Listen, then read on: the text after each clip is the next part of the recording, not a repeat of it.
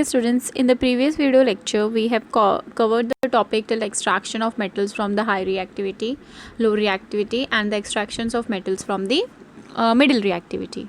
So extractions of metal from the low reactivity elements are generally present in which forms? They are present in the form of sulfides. Sulfide ores have been converted to oxides because the extraction of metals directly from the sulfide ores is difficult, so you have to convert them to the oxide ores, by which process? Roasting. Then you have seen the process, middle reactivity elements ores are generally present in two forms, that is carbonates and your sulfides. Okay, and the highly reactive elements ores are generally present in the form of salts. I hope that part is clear to you, as you have not asked me any doubts regarding that. So let us move to the next part, that is the last topic of our chapter related to this, refining of metals. We have seen that the metallurgy process has been divided into various steps. First was your crushing, second was your concentration or dressing of ore, third was your extraction, and the fourth is refining of metals. Now the process of removing impurities from the metals extracted from their ores is known as refining of metals.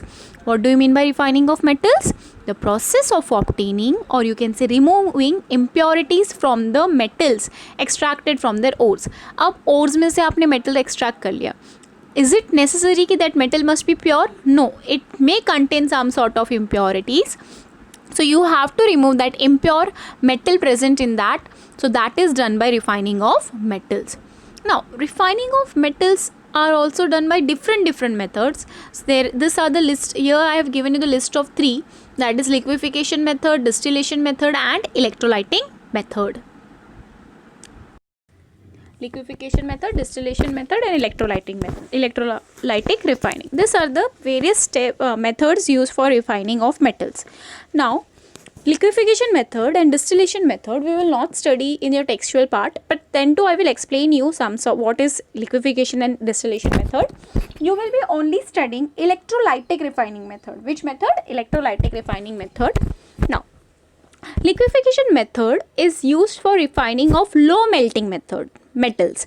जिनका melting point low होता है उन metals के लिए हम liquefaction method use करते हैं, और you can say liquefaction method such as tin, lead, bismuth, etc. They have low melting point. ठीक है, क्या करते हैं इस मेथड में? You take your impure metal and it is placed on the sloping hearth. एक sloping hearth जैसा होता है उस पर रखते हैं, and the temperature of the sloping hearth is raised. Rise कर देते हैं तो slightly the above the melting of the metal. Metal क्या करता है? Melt होना start करता है, और जो प्योर मेटल है वो फ्लोज डाउन हो जाता है, और इम्प्योरिटीज आपकी पीछे ही वहाँ पे जो एक हर्ट जैसा बना होता है उस पर आके कलेक्ट हो जाती है. ठीक है. डिस्टिलेशन मेथड किसके लिए यूज़ होता है? द मोर वॉलेटाइल मेथड्स, मतलब जो वॉलेटाइल है, you know what is volatile, you have studied in your 9th standard. बहुत रिपीट हुआ था. Volatile components in the sense those components which evaporates easily. ठीक है, एटमोसफियर के कॉन्टैक्ट में आके ही तुरंत इवोपरेट होना स्टार्ट कर देता है. So the more volatile metals such as mercury and zinc are purified by this method. ठीक है. In this method the impure metal को heat करते हैं तो वो heat हो जाता है, और pure metal क्या हो जाता है? Distill हो जाता है और पीछे रह जाता है. ठीक है. Now let us start the third method, that is your electrolytic method, and it is very important. So what is electrolytic refining? What is electrolytic refining? Most of the metals such as copper, aluminium, chromium, silver, etc. are refined by electrolytic method. In this method, what do we do? Just listen carefully. What happens in this method? A thick block of impure metal act as anode. A thin pure of impure metal. Impure metal कहाँ पे लोगे आप? Anode में. And it is connected to positive terminal, because जो anode electrode होता है वो आपका नेगेटिव है, तो नेगेटिव को किसके टर्मिनल से कनेक्ट करना पड़ेगा? Positive. Next, a thin sheet of pure metal act as a cathode. Pure metal किस में लोगे? कैथोड में, and it is connected to the negative terminal of the battery. And aqueous solution of suitable salt of the metal is used as an electrolyte. ठीक है, अब सुनो इसमें क्या होता है ये प्रोसेस में. Pay attention over here very carefully. Can you see the setup? आप ये सेटअप देख सकते हो। ठीक है, सुनो, अभी जैसे मुझे कॉपर के मेटल को, मैंने कॉपर एक्सट्रैक्ट कर लिया, एक्सट्रैक्शन कॉपर है मेरा, लो रिएक्टिविटी वाला एलिमेंट था, लो रिएक्टिविटी को रोस्टिंग किया तो उसमें से मुझे कॉपर मिल गया। अब वो कॉपर कंप्लीटली प्योर नहीं है, मुझे मेटल तो मिल गया बट वो कंप्लीटली प्योर नहीं है। I want to convert it into pure form, so what you take, cathode. Cathode पे अभी मैंने जस्ट वहाँ पे स्लाइड में देखा था, उसमें क्या लेंगे, प्योर मेटल आपका कैथोड में होगा और इम्प्योर कहाँ होगा, आपका एनोड में। ये प्योर होगा, pure copper metal, and this will be your impure, this will be your impure. अब क्या होगा, जैसे जैसे आप, और ये जो आपने सोल्यूशन लिया है वो, जैसे मुझे कॉपर का रिफाइनिंग करना है तो मैं कॉपर सल्फेट का सोल्यूशन लूँगी। ठीक है, इस सोल्यूशन को आप इलेक्ट्रोलाइट बोलते हैं, इस सोल्यूशन को क्या बोलते हैं, इलेक्ट्रोलाइट। ठीक है, अब कॉपर का रिफाइनिंग करना है तो मैं कॉपर सल्फेट का सोल्यूशन लूँगी। अगर मुझे यहाँ पे जिंक का रिफाइनिंग करना है तो मैं जिंक सल्फेट का लूँगी। अगर कॉपर का रिफाइनिंग करना है और आप जिंक सल्फेट का सोल्यूशन लोगे तो रिएक्शन अकर नहीं होगा, क्योंकि क्या होगा, instead of copper zinc collect होना स्टार्ट करेगा, and that is not the right thing. Okay, so जिस मेटल का आपको रिफाइनिंग करना होता है आप उसी मेटल का इलेक्ट्रोलाइट भी लोगे, इलेक्ट्रोलाइट सोल्यूशन उसी मेटल का होगा। ठीक है, सो प्योर कैथोड पे लिया और एनोड पे आपका इम्प्योर, आप इलेक्ट्रिसिटी पास करना स्टार्ट करते हो तो क्या होगा, जो धीरे धीरे आपके कॉपर के प्योर मेटल्स हैं जो यहाँ पे डिपॉजिट हुए हैं, जो यहाँ पे कॉपर के प्योर मेटल्स है, वो धीरे धीरे क्या करेंगे, आपके कैथोड पे जाके डिपॉजिट होना स्टार्ट करेंगे, धीरे धीरे कैथोड पे जाके कलेक्ट होना स्टार्ट करेंगे। अब इम्प्योरिटीज़ होगा, वो इम्प्योरिटीज़ धीरे धीरे आपका मेटल डिग्रेड करना स्टार्ट करेगा और नीचे आके कलेक्ट हो जाएगा, एंड नीचे यहाँ पे आके कलेक्ट हो जाएगा, and that impurities is known as anode mud. And याद रखना, एनोड पे हमेशा आपका ऑक्सीडेशन होता है, एनोड पे हमेशा कौन सा रिएक्शन होता है, ऑक्सीडेशन। और हम इलेक्ट्रॉन्स के बेसिस पे अगर ऑक्सीडेशन और रिडक्शन रिएक्शन पढ़ेंगे तो ऑक्सीडेशन मतलब लॉस ऑफ इलेक्ट्रॉन्स, लॉस हो रहा है ना इलेक्ट्रॉन्स का, एंड रिडक्शन मतलब गेन ऑफ इलेक्ट्रॉन्स। एंड हमेशा याद रखना, कैथोड पे रिडक्शन रिएक्शन टेक प्लेस होता है, एनोड पे ऑक्सीडेशन। सो अब इसका सेटअप देखो, सेटअप मैंने समझाया, क्लियर हुआ। A thin block of impure metal, impure किस में लेंगे, एनोड में। So they ask you in exam this type of question, एक सेटअप दे देंगे और बोलेंगे कि इम्प्योर कहाँ पे प्रेजेंट है, कौन से इलेक्ट्रोड में, प्योर कहाँ पे मेटल प्रेजेंट है। तो impure metal is taken at anode and copper, pure metal is taken at cathode. Okay, और इलेक्ट्रोलाइट जिसका सोल्यूशन का आप, जिसका मेटल का रिफाइनिंग करना है उसी का सोल्यूशन का आप इलेक्ट्रोलाइट भी लोगे। क्या हो रहा है देखो, on passing current through the electrolyte pure metals get deposited at cathode and the impure metals of the anode dissolves and the impurities either dissolve in the solution, या तो डिजोल्व हो जाएगा, एंड जो इम्प्योरिटी डिजोल्व नहीं होता वो collectively क्या बना देता है, एनोड मड। तो सेटअप क्लियर है आप लोगों को, I hope this is clear to you. Okay,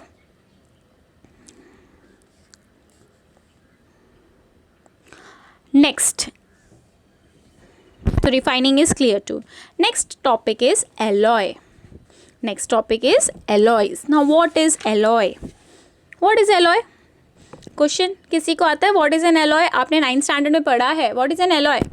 A homogeneous mixture of a metal with other metal or with a non-metal is called alloy. Alloy क्या है, एक homogeneous मतलब जो एक दूसरे के साथ यूनिफॉर्मली मिक्स हो जाते हैं, जिनका कंपोजिशन यूनिफॉर्मली मिक्स हो जाता है। A homogeneous mixture of metal with other metals or non-metal, या तो दो मेटल के साथ या फिर एक मेटल या फिर एक नॉन मेटल के साथ। ठीक है, अब होमोजीनियस मतलब पता है ना, शुगर जब पानी में डिजोल्व कर दे तो वो एक होमोजीनियस मिक्सचर है। मतलब आप बिना, जब तक मैंने आपको मिक्स करके दे दिया मैंने पानी में शुगर या सॉल्ट और आपको पीने के लिए दे दिया, तो आप देख के बता सकते हो कि वो उसमें और कोई कंपोनेंट प्रेजेंट है, नहीं, आप पियोगे तब टेस्ट से पता चलेगा। सो दिखने में तो कौन सा मिक्सचर है, homogeneous.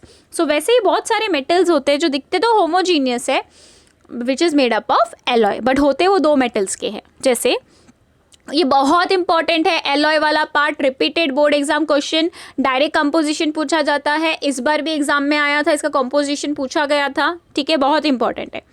Brass is an alloy of, brass आपने देखा होगा, brass is an alloy of copper and zinc. Brass किसका एलॉय है, कॉपर एंड जिंक का। Steel is an alloy of mainly one metal and one non-metal. Iron and carbon is a non-metal. Solder is an alloy of lead and tin. Solder is an alloy of lead and tin. And solder is used for welding of electric wires. कहाँ use होता है ये welding electric wires के, because they have a very low melting point than both the metals. उनका melting point क्या होता है, बहुत कम होता है as compared to both the metals. Okay, now here are the certain composition. Alloy का composition है आपके पास और उसके यूजेस एंड प्रॉपर्टीज़ है. ठीक है, आप इसको गो थ्रू करोगे. It is very important. Direct question 1 marks में, गिव रीजन मार्क्स में, गिव रीजन में यहाँ से क्वेश्चन आते ही आते हैं. डायरेक्ट आपको पूछा जा सकता है, give the composition of brass. Brass किसका एलॉय है? तो ब्रास किसका एलॉय है? जिंक और कॉपर का. ठीक है. ब्रॉन्ज किसका? परसेंटेज नहीं याद रखोगे तो भी चलेगा, but if you remember it, it is well enough. Very good. Bronze किसका है? कॉपर और जिंक और टिन का. SN means tin. SN symbol है टिन का. German silver, copper, zinc, nickel का. गन मेटल किसका है? कॉपर, टिन, जिंक और लेड का. बेल का जो मेटल होता है वो कॉपर और टिन का. उनके यूजेस है, प्रॉपर्टीज़ है, यू शुड रिमेंबर. ठीक है, आपको याद होने चाहिए इनके uses and properties. Same way आप यहाँ पे कॉम्पोजिशन ऑफ आयरन देख सकते हो. आयरन के एलॉयज का स्टेनलेस स्टील, निकल steel, and over your composition of aluminium वाला, and composition of your lead, solder and type of other metals. So hope ये आप करोगे अच्छे से. थियोरी पार्ट है. ठीक है, अच्छे से आपको इसका गिव रीजन क्वेश्चन यहाँ से आता है, आपको ये थियोरी याद करनी पड़ेगी. Okay,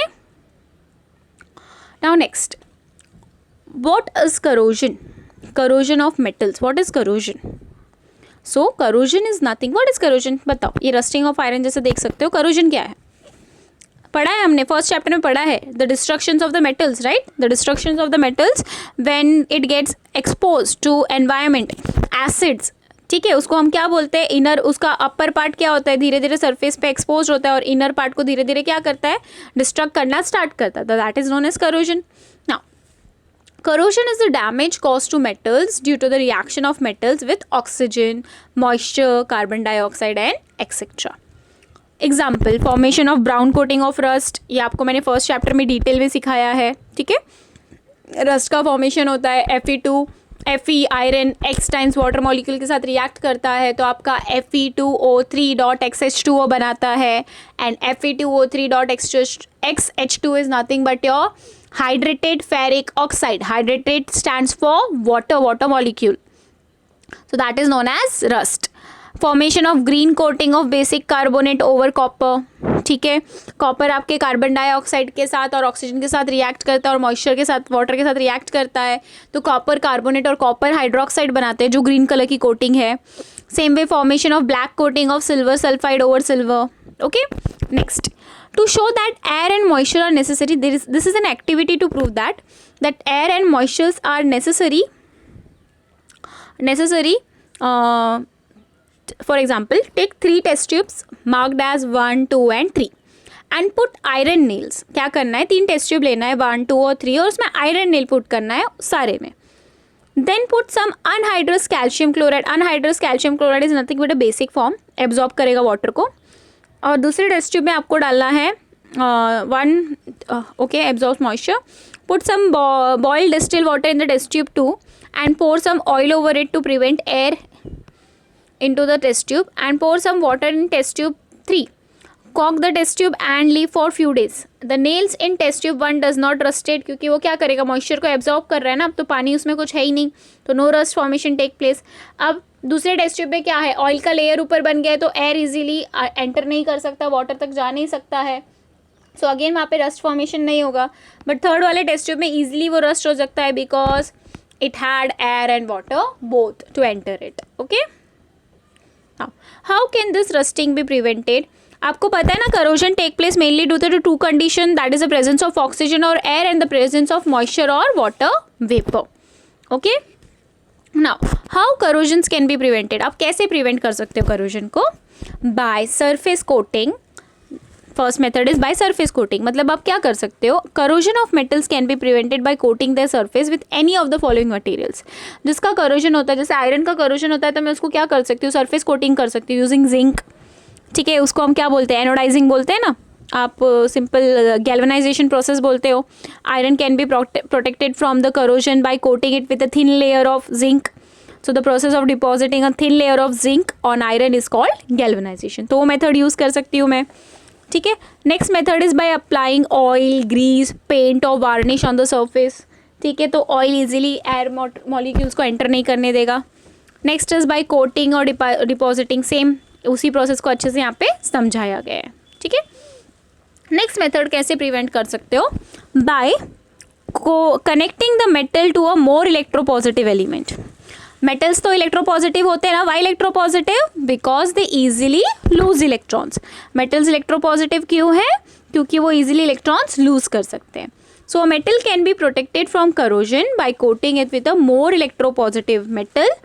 As long as more electropositive metal is there, the given metal does not get corroded. जब तक वो थिन लेयर उसके पास रहेगी वो करोड होगा. फिर एक बार वो खत्म हो गया तो करोजन टेक प्लेस होगा. ठीक है. Now next is rusting of iron. What is rusting of iron? Corrosion में ही पढ़ा है हमने. तो rusting of iron is the most common type of corrosion. Iron when expose to moist air it forms your large quantity of rust. 4Fe plus 3O2 gives you XH2O times water molecule and Fe2O3 dot XH2O. ऐसे है. ठीक है. Confuse नहीं करना. Fe plus 3O2 2 नीचे आ जाएगा. gives you नहीं sorry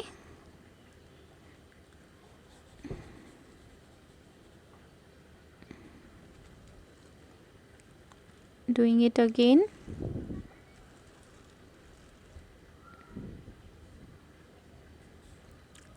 Fe plus 3O2.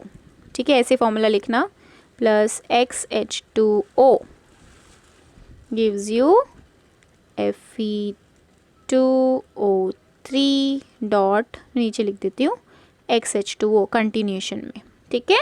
This is the formula of rust. अभी आपको रस्ट का फॉर्मूला याद होना चाहिए. ठीक है. This is the formula of rust. Again rust is same presence of oxygen और एयर या फिर प्रेजेंस ऑफ मॉइस्चर की वजह से आपका रस्ट फॉर्मेशन होता है. Rusting is nothing but a part of corrosion. मैंने समझाया इसलिए क्योंकि ये बहुत इंपॉर्टेंट है. फॉर्मूलाज आपको याद होने चाहिए easily. So I hope this chapter is clear to you.